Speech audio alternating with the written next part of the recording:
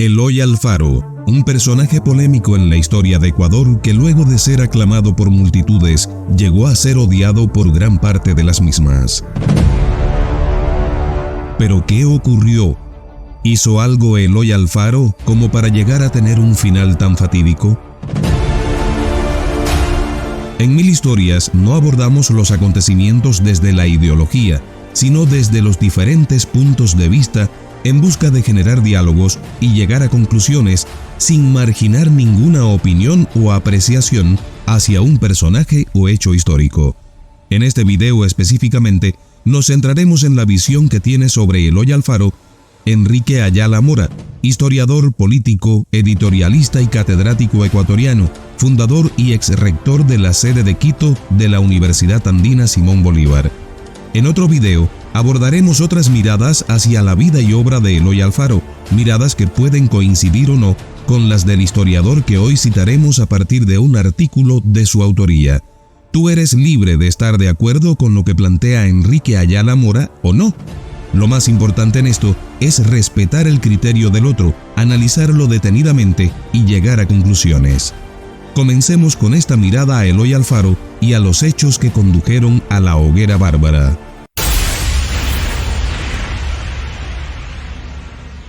Comienza Enrique Ayala Mora planteando que luego de que Bolívar renunció al poder en 1830, salió de Bogotá casi arrastrado por las masas que antes le habían vivado como libertador. Le gritaban longanizo, extranjero, y cuando luego quiso entrar a Venezuela, no se lo permitieron. Dice Ayala Mora que es importante recordar cómo el libertador, el hombre más grande del continente, llegó a ser muy impopular entre sus contemporáneos. Lo mismo sucedió con don Eloy Alfaro, continúa Enrique Ayala Mora, pero esto es algo que algunos colegas historiadores, periodistas y sobre todo funcionarios de gobierno parece que no logran entender. El general Alfaro llegó a ser muy impopular en el Ecuador, y encanados en esa impopularidad real, sus enemigos urdieron y planificaron desde las más altas esferas su feroz eliminación. No ocurrió en la noche ni ocultos en las sombras. Lo hicieron al mediodía, con una poblada de 1000 personas, y eso hay que explicarlo. Sobre todo, hay que explicarlo a la gente que ahora no discute que Alfaro es el más grande de los ecuatorianos.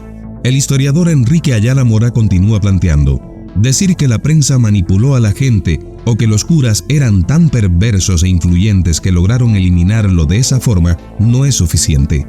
Había razones de fondo para que el pueblo estuviera descontento con Alfaro.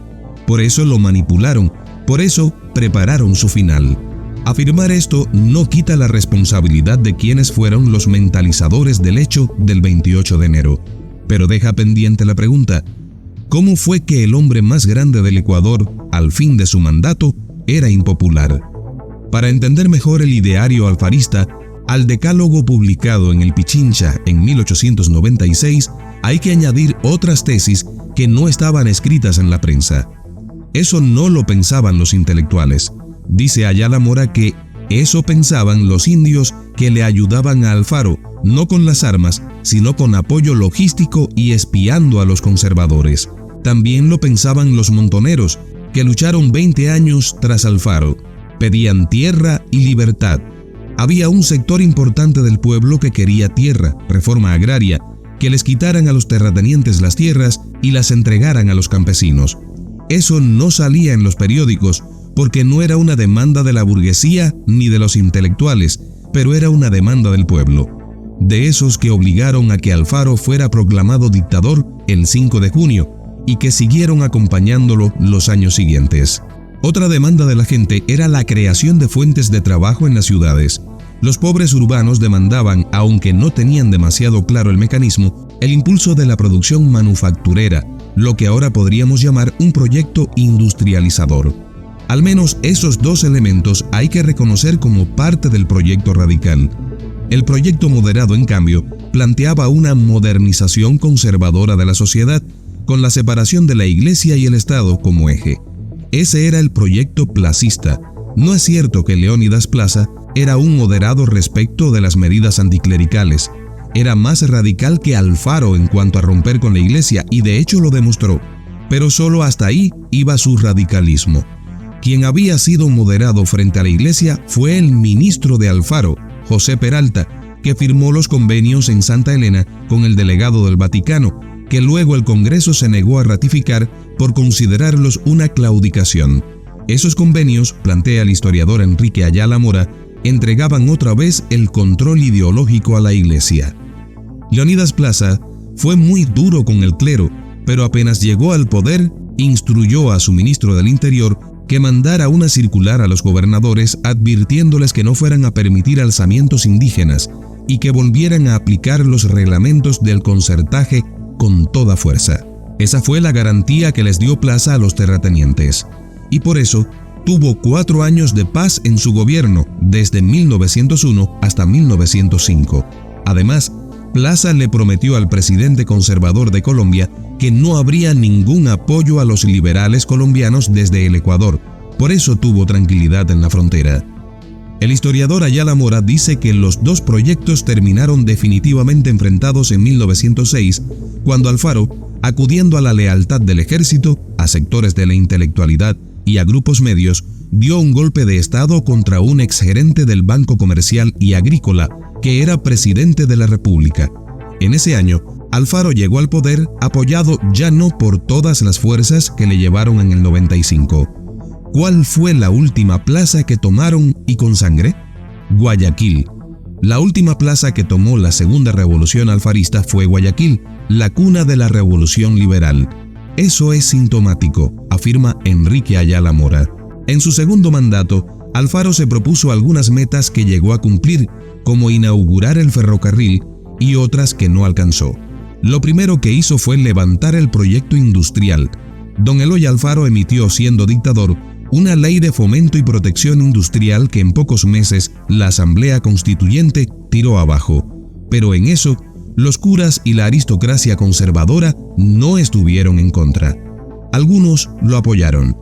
Quien presionó a los legisladores para que emitieran una ley de importación libre de alimentos que destruyó la protección industrial fueron los comerciantes y banqueros de Guayaquil, viejos enemigos de Alfaro, que se la cobraron en esa e hicieron fracasar el proyecto industrialista.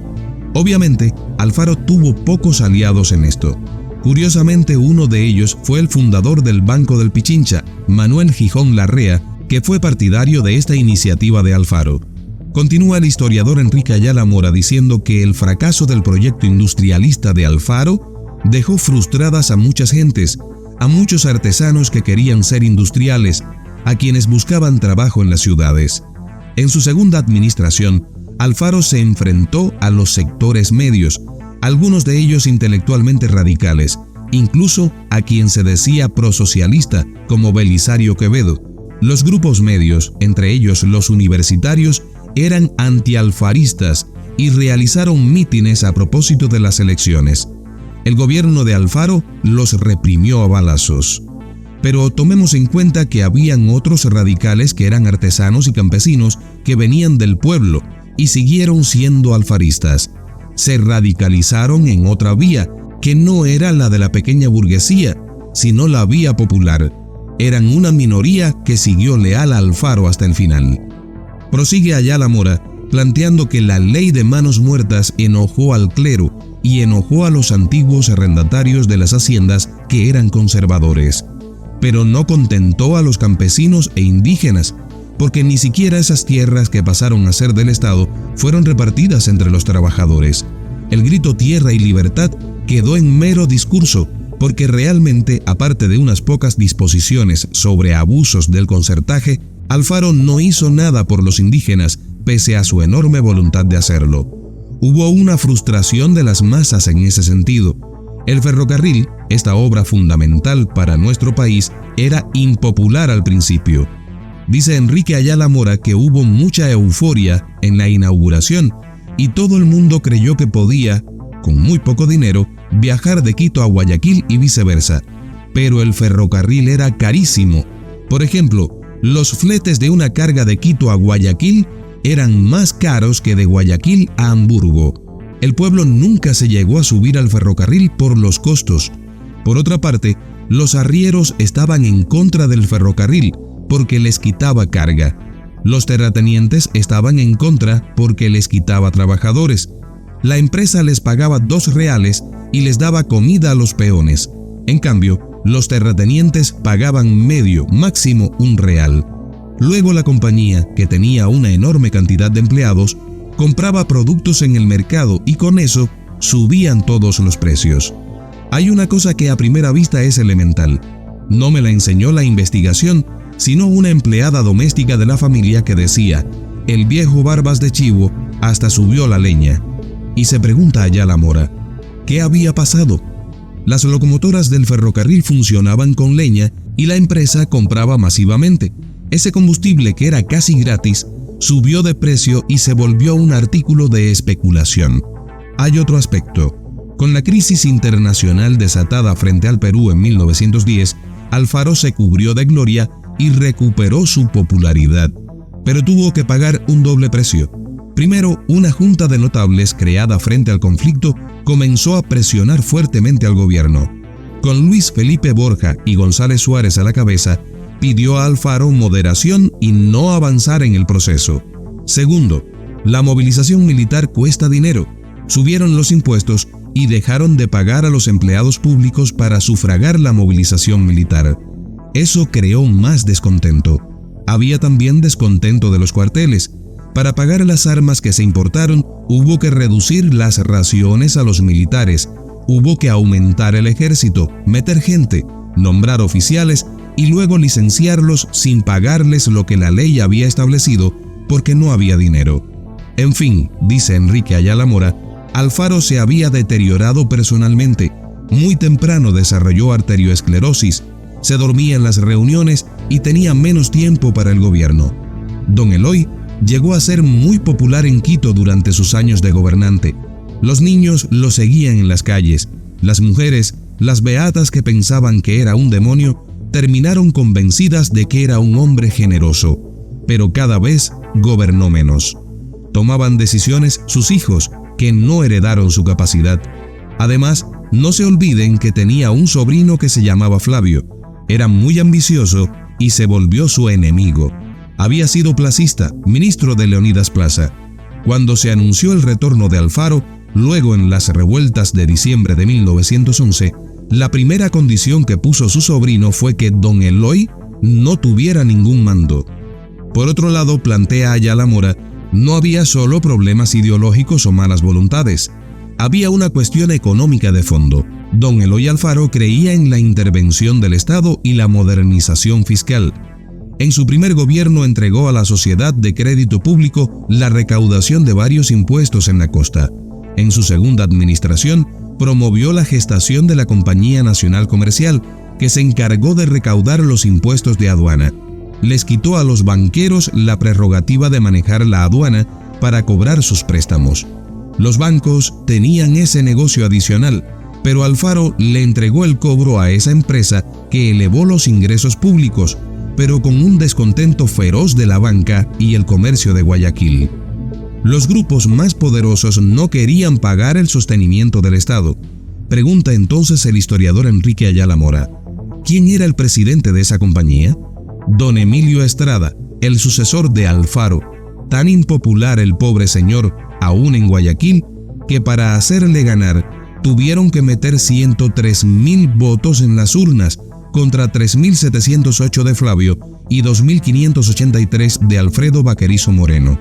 Pero una vez que ganó, Alfaro se dio cuenta de la impopularidad de su sucesor, que estaba enfermo y se iba a morir si venía a Quito. Quiso convencerlo de que renunciara, pero entonces Estrada comenzó a pactar con sus adversarios, con el placismo. Esto es absolutamente cierto, dice Ayala Mora.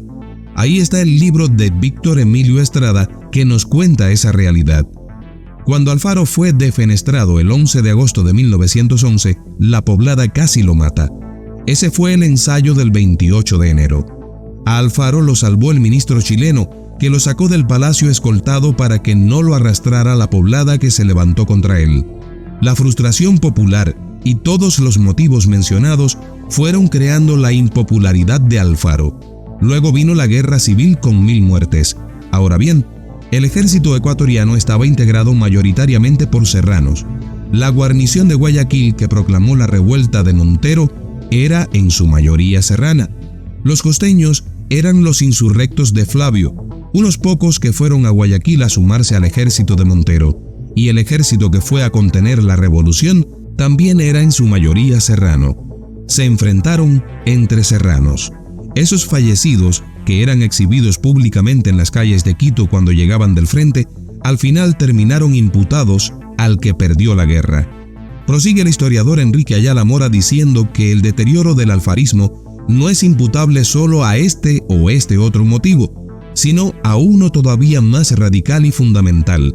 El proyecto revolucionario se había agotado, no pudo avanzar y dejó muchas frustraciones. Alfaro quedó atrapado como los líderes revolucionarios que se adelantaron a su tiempo. La revolución liberal fue todo lo que pudo ser y llegó hasta ahí. Afirma Enrique Ayala Mora que Alfaro ya no iba a hacer reforma agraria, ya no iba a poner en marcha el proyecto industrialista, pero era un elemento desestabilizador. Cuando comenzaba el descenso del auge cacaotero, cuando se sabía que iba a haber problemas económicos, surgió la necesidad de estabilidad. Las masas tenían que ser controladas porque Alfaro podía exaltarlas de todas maneras. Uno de los miedos que tenían sus enemigos cuando lo traían a Quito en el ferrocarril era que si no tenían a ese batallón de antialfaristas, quizás Alfaro convencía a los soldados en el camino y como en el año 1906, al grito de ¡Viva Alfaro!, ese mismo ejército se hubiera cambiado de lado. Pero no fue así. En realidad, grupos de soldados asaltaron el penal y participaron en la matanza de los presos. Cuando la revolución había llegado a un punto de agotamiento y Alfaro como líder revolucionario no pudo llegar más allá frente a las expectativas de sus bases, se agotó su proyecto y se produjo el hecho de su impopularidad. Así se explica cómo los curas desde el púlpito, que era mucho más influyente que un periódico, la prensa antialfarista, los rumores y los mítines instigados confluyeron para azuzar a la masa, a ese sector del pueblo que lo arrastró. Y concluye el historiador Enrique Ayala Mora diciendo que la muerte de Alfaro tuvo sus milagros. Para eliminarlo, el ciego Vela, anticlerical furibundo, pedía la muerte de Alfaro como justicia de Dios. Los curas y los liberales placistas, que se habían peleado por la ruptura entre iglesia y Estado, estaban juntos, cogidos de la mano, botando sogas desde los balcones y aplaudiendo el arrastre en las calles. Y las prostitutas que lo arrastraron gritaban ¡Viva la religión! Ese fue el costo de la vida y la muerte de Alfaro. Concluye de esta manera el historiador Enrique Ayala Mora su artículo sobre su mirada a los hechos que condujeron a Eloy Alfaro a la hoguera bárbara, uno de los acontecimientos más abominables de la historia de Ecuador. Ahora, ¿qué opinas tú? ¿Estás de acuerdo con esta mirada del historiador Ayala Mora? Desde el respeto a la opinión del otro y sin ofensas, es interesante que comentes tu criterio en torno a este hecho de la historia ecuatoriana, sin parcialidad ideológica y sí desde una perspectiva objetiva que contribuya al enriquecimiento del diálogo social. Ahora, regálanos un like, comenta, suscríbete al canal y comparte este video en tus redes sociales. Pronto, volvemos con más.